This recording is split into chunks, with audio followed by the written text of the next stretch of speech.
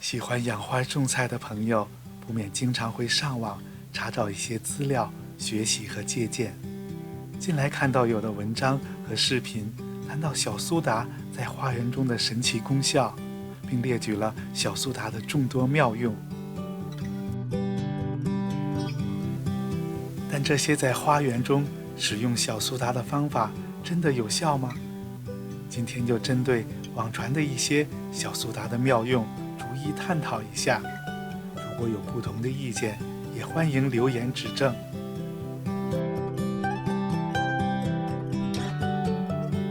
首先，我们要了解小苏打是什么。它的化学名称是碳酸氢钠，其实就是一种呈白色粉末状的无机盐。它易溶于水，可以产生二氧化碳。食用小苏打主要使用在厨房中，尤其是面食和糕点制作中，起到了软化和蓬松的作用。食用小苏打是偏碱性，钠虽然也是植物所需要的营养元素，但需求量非常少，过多的钠含量是对植物有害的。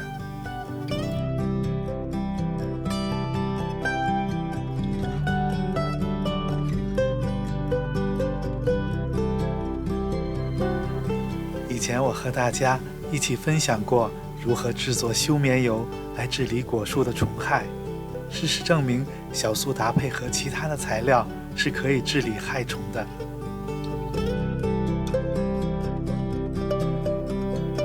但它的前提是配好的杀虫剂要喷在虫子以及它们的虫卵上才会起作用。这种杀虫剂并不能用来预防害虫，因为它的时效性并不长。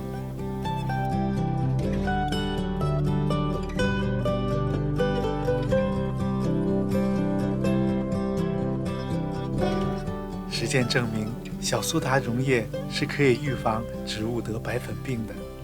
可一旦植物得了白粉病，小苏打溶液并不能彻底杀死真菌，它只可以让植物的叶面呈碱性，真菌暂时不再生长。所以提前喷洒小苏打溶液可以预防真菌的爆发。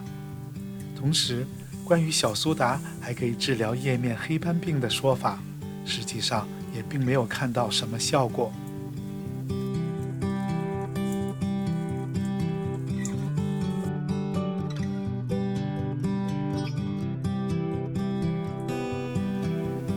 有人说，小苏打既然可以放在冰箱里吸收异味，那就也可以放在堆肥里来减少臭味。事实上，碱性的小苏打的确可以中和一些酸味，但仅是酸性的挥发物而已。然而，堆肥里的腐败气味成分非常复杂，小苏打吸收异味的效果还不如放一些木屑和稻草来得更有效。因为干树叶和稻草可以让堆肥变干，气味自然就会减少很多。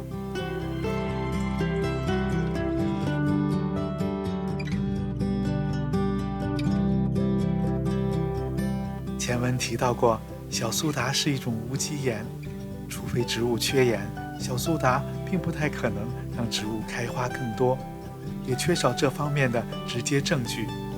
过多的小苏打反而会伤害植物。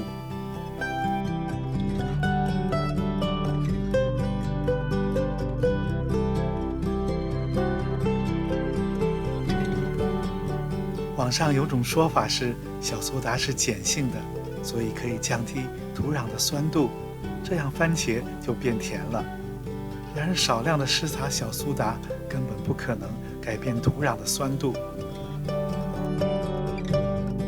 更何况，番茄的甜度是取决于光照和温度以及它们的遗传因素。即使是在酸性较低的土壤中种植番茄，也不会让番茄的酸性降低。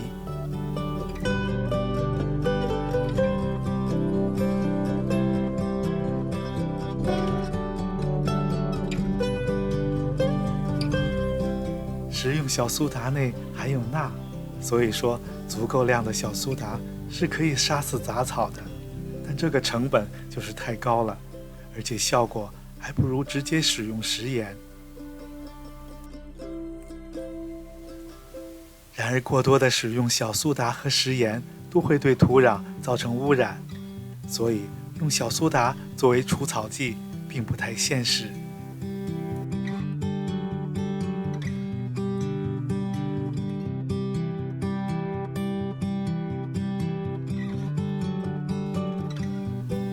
我以前的视频和大家分享过，如果家里没有 pH 值的测量仪，可以用小苏打和白醋来测试土壤的酸碱度，这个方法是可行的。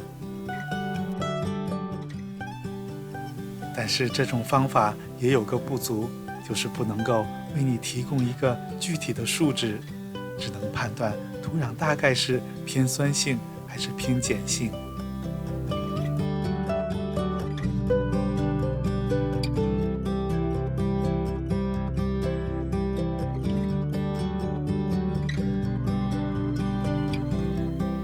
网上说，水中加入小苏打来清洁叶面，会让叶子更加的光鲜。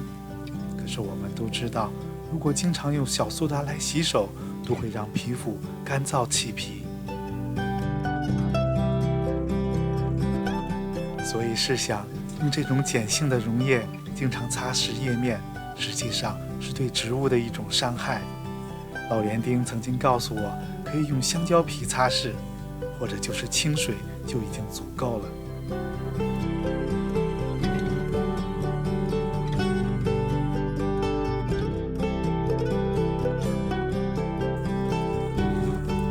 还有一种说法称小苏打是很好的花园肥料，实际上我们看到配方里还有泻盐和氨水，它主要是为植物提供了镁元素，而小苏打在其中起到的作用并不大。所以说，小苏打并不能称之为是一种肥料。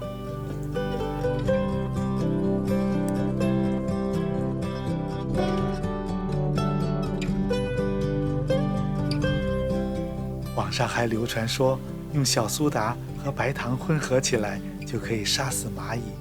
事实上，它只能吸引蚂蚁，却杀不死它们。就连蛞蝓用小苏打的效果还远远不如食盐。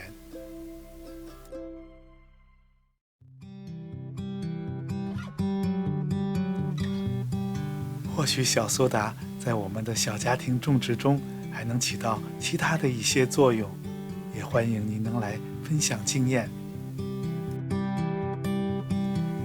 感谢您的收看与订阅，我们下期再见。